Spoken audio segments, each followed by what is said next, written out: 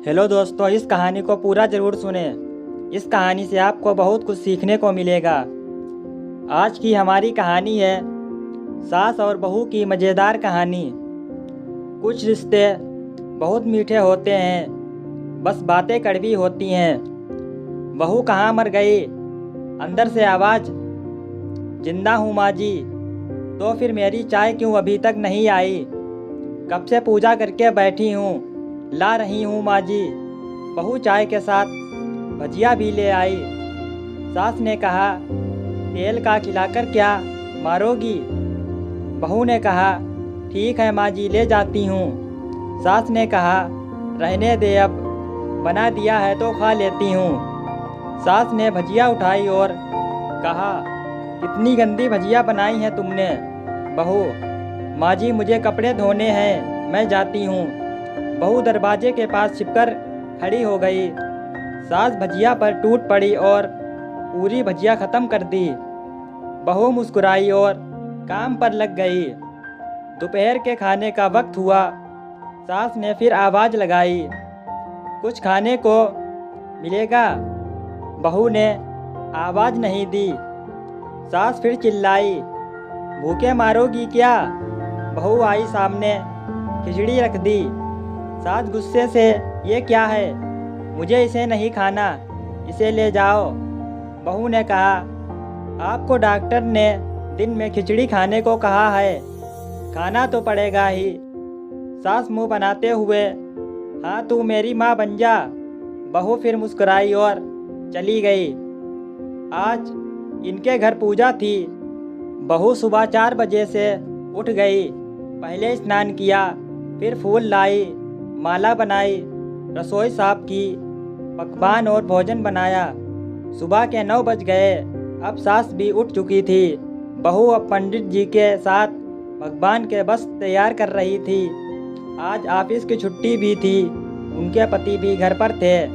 पूजा शुरू हुई। सास चिल्लाती, बहू ये नहीं है, वो नहीं है। बहू दौड़ी दौड़ी आती और सब करती। अब दोपहर के 3 बज गए थे। आरती की तैयारी चल रही थी। पंडित जी ने सबको आरती के लिए बुलाया और सबके हाथों में थाली दी। जैसे ही बहू ने थाली पकड़ी, थाली हाथों से गिर पड़ी। शायद भोजन बनाते हुए बहू के हाथों में तेल लगा था, जिसे वो पोंछना भूल गई थी। सारे लोग तरह तरह की बातें करने लगे। कैसी बहू है, कुछ नहीं आता, एक काम भी ठीक से नहीं कर सकती, न जाने कैसी बहू उठा लाए, एक आरती की थाली भी संभाल नहीं सकी। उसके पति भी गुस्सा हो गए, पर सास चुप रही, कुछ नहीं कहा, बस यही बोल के छोड़ दिया, सीख रही है, सब सीख जाएगी धीरे धीरे। अब सबको खाना परोसा जाने लगा।